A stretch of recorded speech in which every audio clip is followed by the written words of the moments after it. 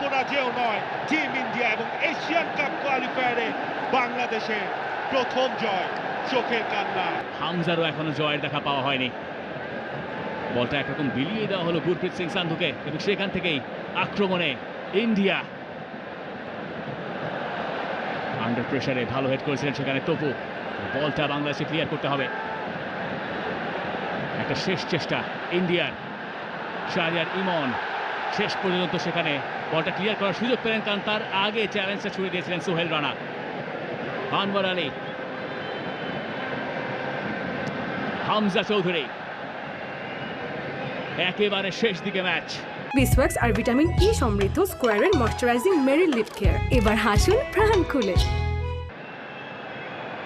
Prison cross হয়েছে, তারপর সেটা ক্লিয়ার করছে বাংলাদেশ।